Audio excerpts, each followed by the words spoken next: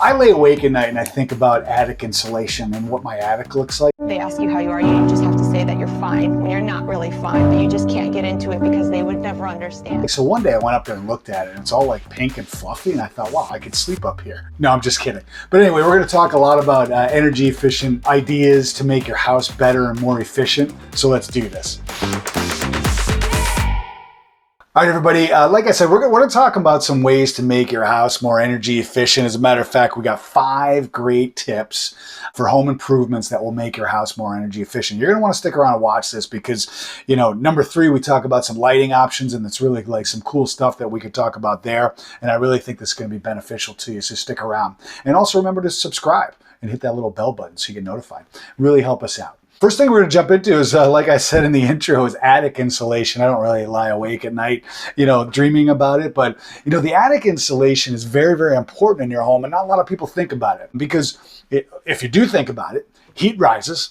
Okay, and if your attic isn't insulated right, all the heat's just going to go up and out of the house. So attic insulation is very, very important. And a lot of like the codes for new builds, they've increased the attic insulation requirements quite a bit. Something ridiculous like, hey, they used to only need like 6 inches, now they need like 20. It's quite a bit because they've realized that, hey, heat rises and leaves the house out of the attic more than any other spot in your house. So it's very important to look in there. Look in your attic if you haven't in a while. Have a contractor look at it. And if you need more, there's lots of ways to do it yourself to insulate up there. You can hire companies to do it.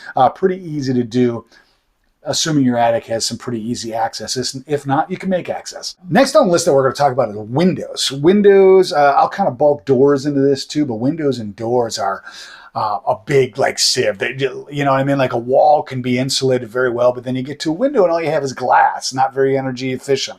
Although over the last like decade or two, or maybe even longer, they've come out with some great technologies to help windows be more efficient. They call what they call double glaze. You have 2 panes of glass with like some gas in the middle of it, to make it energy efficient. They have what they call low E coatings that go on the windows, which basically is designed to bounce the sun off of it, like that type of stuff, or let it in, and that kind of thing. And it's it's very important to kind of keep an eye on like your windows. And if your windows are very old, a lot of old houses, old being like if your house was built in the 80s or 90s, a lot of those windows, they might not have been insulated or installed properly, like insulated around them and sealed properly, all that kind of stuff. So windows and doors for that matter, like door seals, because of course they open constantly going in and out, it can break down the seals and make it less energy efficient. So it's always good to keep an eye on your windows and doors to make sure that they're as efficient as possible. LED lighting, highly recommended. If you buy any new light fixtures nowadays, a lot of them have LED. Me personally, in my house, we went through and changed almost all our light bulbs over to LED bulbs. Personally, I think it's a better light. That you can get more, you can get brighter lights. We rarely have to change the light bulbs, so that's good. They last a whole lot longer and they're much, much more efficient.